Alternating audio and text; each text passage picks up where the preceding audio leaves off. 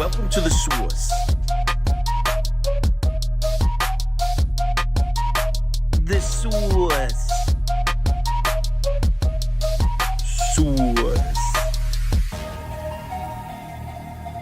Hey, get the source. Yo, what's up? Toast isn't here yet, so nope, still not here.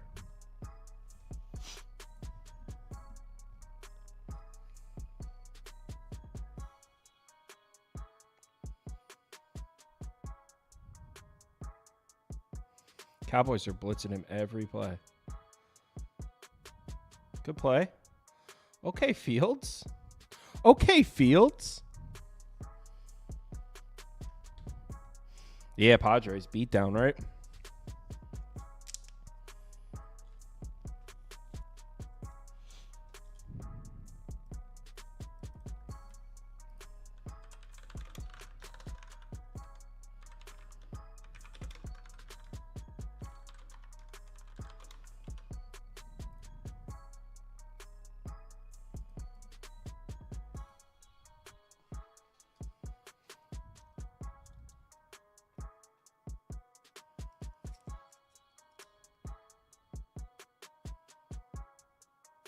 There you go.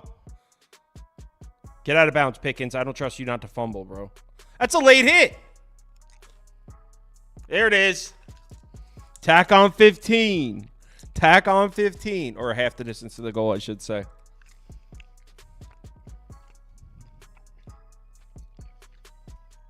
Oh, shit. 10-1 today?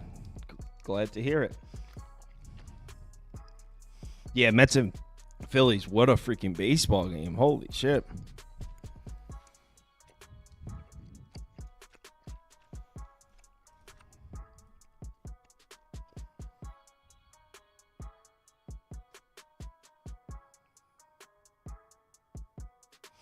Oh, there's the personal foul. All right.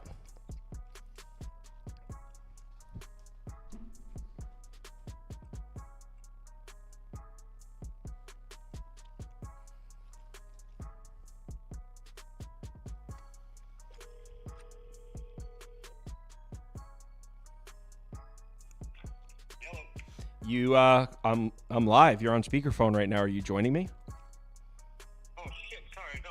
Yeah, I was just putting away groceries. I'll get on there in 2 seconds. All right. It'll take me a couple minutes, but yeah, fuck. Okay. All right, later. He's coming.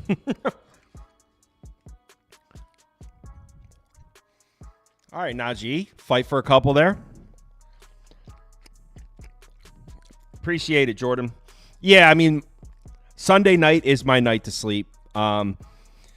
Get this video, the Monday Night Football video I just uploaded. Then do this baseball stream, so there's baseball content up, and then I could sleep. I could wake up and like go for a walk at like 10 a.m. tomorrow.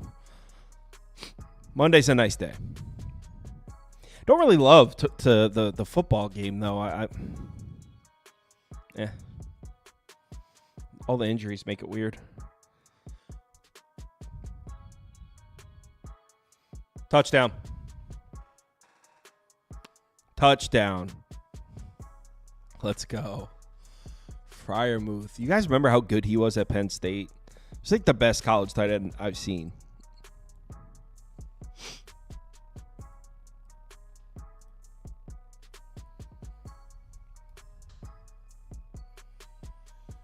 Let's go, Cowboys. I mean, Dak's going to have a chance to be a hero here. Down 4 on the road in Pittsburgh against that pass rush. This is going to be this is one of those moments where it's like, what kind of season is this going to be, Cowboys? Dak Prescott.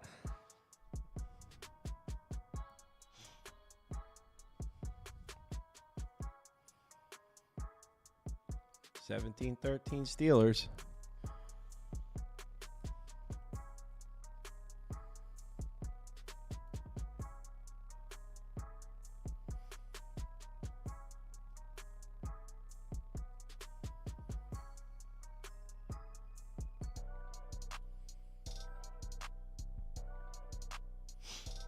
They did the little Chiefs underneath screen.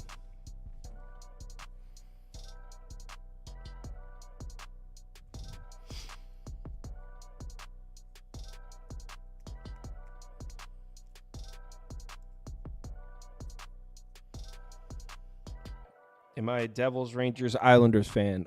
Growing up, I was a Devils fan.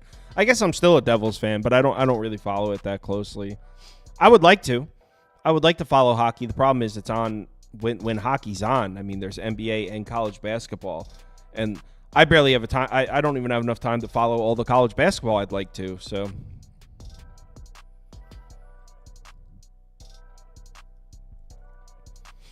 If hockey was on a different time of year, but there's really no time of year where I'd have time for it. But unfortunately, I just don't have the enough hours in the day to follow hockey.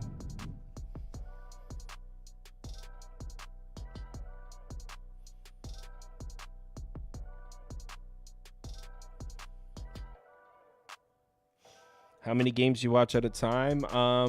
Well, the current setup I have 1, 2, 3, 4, 5, 6 TVs set up. But I mean, how many games am I really watching? You know what I mean? Like when college football Saturday, I'll have them all on, and I'll have games on all of them. Plus, I'll have games on like the laptop. So I'll have like 8 games on. But like, how many am I actually watching? Like 3.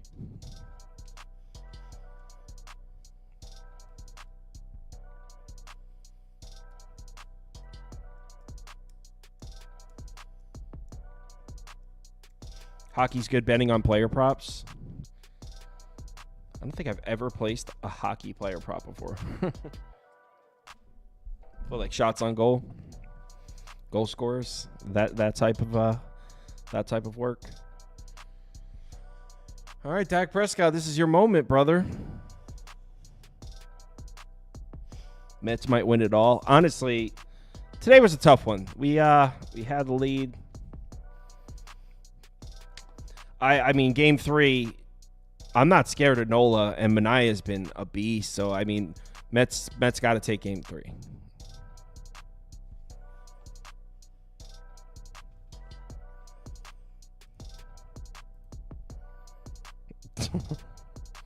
Cowboys driving, toast.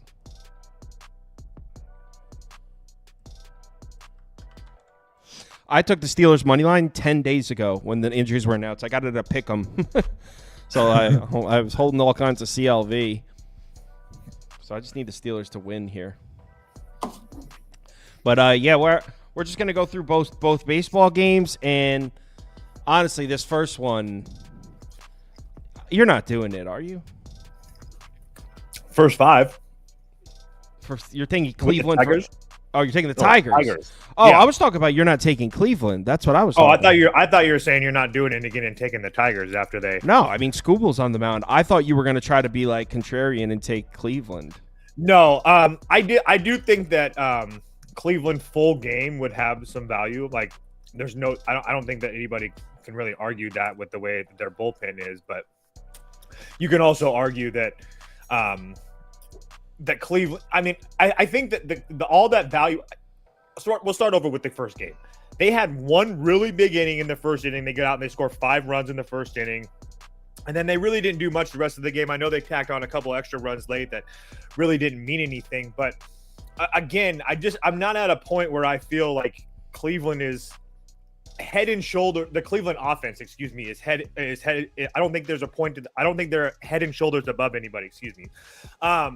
Or especially against this Detroit team that's been playing pretty damn well. Yes, they had one bad game, and Bybee stepped up and pitched really well and all that good stuff. But today or tomorrow is going to be a different story with Matthew Boyd on the mound. So, again, has he pitched somewhat decently for them? Yeah, I will give him that. But, again, I think that getting Scooble in the first 5, I played first 5 run line at plus 110. I mean, so to get him at that price where we've already seen him dominate. So, again, it's just what you believe. If you believe that Cleveland is a team of destiny and they're going to continue to win at home like they did in the regular season, then maybe that happens. But I'm just not there personally. Yeah, I mean, it's obviously Cleveland's going to have the advantage. My mic's a little loud. At the advantage in the second half of these games, but with Scooble on the mound, he's going 7 strong every time. Where the window of when that advantage is very small for Cleveland. Yeah, And again, I just want Cleveland's bats to prove it to me. Like if they again, I don't expect them to like get to Screwball or anything like that. Obviously, I bet the Tigers, but in games 3 and 4 and whatnot, I know it's only a 5-game series, but again, like to actually lay juice with that Cleveland team, like I'm not even mad that I lost that. I went 1-3 yesterday. I went 4-0 today. I mean, that's just how betting baseball works. But I wasn't even mad that I lost that Detroit bet. I mean, the first Cleveland to score 5 runs in the first inning, like whatever. I mean, it's one of those things where it's like a dead clock's right twice a day as well. So that's just kind of how I felt about it. Yeah, I mean, I will be, if I bet the game, it would only be Tigers at -130. That feels cheap for Scooble the way he's pitching. That was seriously impressive what he did to the Astros. So that was very impressive. Almost he doesn't as seem to impressive be as Utah. threatened by the playoff lights. Definitely not. I mean, when you have stuff like that, though, it's pretty damn nice.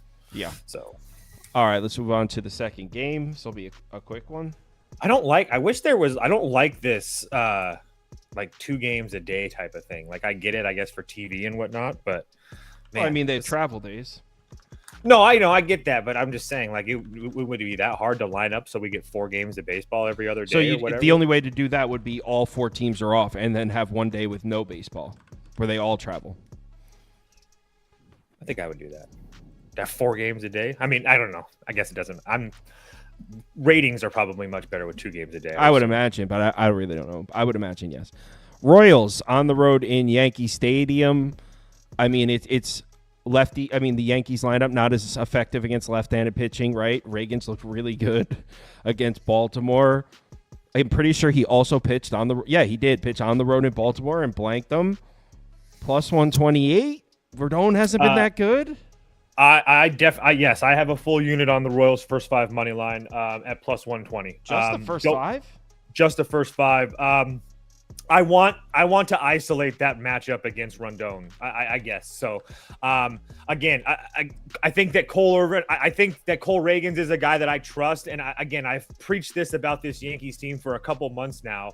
They really struggle to hit left-handed starters, and I understand that their numbers versus left-handed pitching as a whole aren't that bad. Over the last 30 days, they're essentially 10th in Major League Baseball in all those categories. But over the last couple of weeks, that number drops to 17th, and like I said, WRC plus, OPS, and WOBA for the Yankees. So they've been, I guess the Yankees, you can say, pretty well at home. Again, that was another game the other night where it's like I had the Royals, and if you have a +130 or whatever they were dog, and they score 5 runs, I mean, you're usually, especially in a playoff game, you're usually feeling pretty damn good about yourself. So the Yankees bats came to play, but just a couple of just to name a couple left-handed starters that they've seen that they got to make those numbers really good. They got 4 runs off of Bailey Falter in 3 innings. They put 6 runs on JP Sears in like 1 1/3 or like 4 or 5 innings or something like that. And then they got to Jordan Wicks as well. But Cole Reagans actually faced this Yankees team in the early September, I think it was,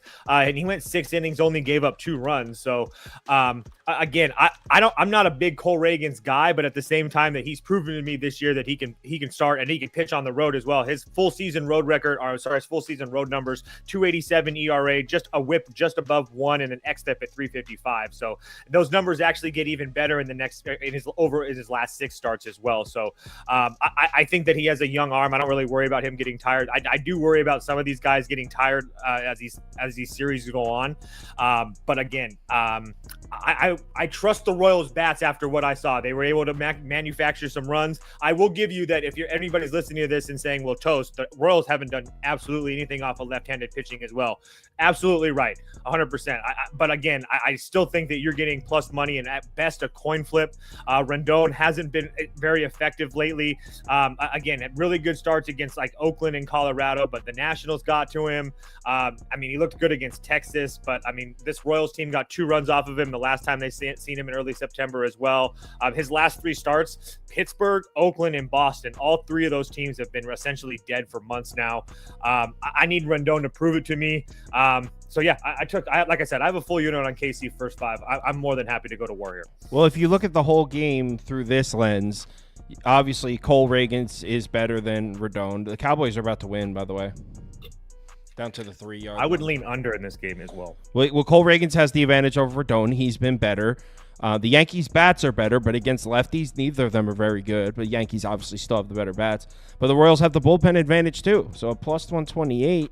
Also, I wanted to didn't they? The Royals just saw Clay Holmes and Weaver, right? Yeah, that's another positive, yes. And then another one I want to talk about is the lefty starters that KC has seen: Max Fried, Blake Snell, Tariq Skubal, Patrick Corbin. Corby's a deep gamer. You never know. Mitchell Parker. So yeah, it's not like they're seeing like terrible left-handed starters. The Corbin joke is a joke, guys. If you didn't know that. All right, yeah, I'll bet this Royals plus 128. You're so pissed off about the Steelers game, aren't you? No, I kind of don't care. I mean, for the NFL, everything's cool with the NFL. It's college football that has me like fucked up. Pardon my language. But yeah, all right, that's it. There's only 2 games. We'll be back tomorrow. Everyone, hopefully, hold on, they're lining up. Hold on, we don't want to call it a game just yet, everybody. I mean, I wouldn't be surprised if Dak Prescott takes a sack. He does that. A couple shit. people asked me as well about hit, run, and RBI props because I posted a couple today. I'll post some more tomorrow. I just want to go a little bit deeper into the lineups and stuff like that, and history against pitcher and stuff like that. But I will, in the Discord, I will post some more props in the morning for sure. He's short, I think. Yeah. All right. Everyone, enjoy your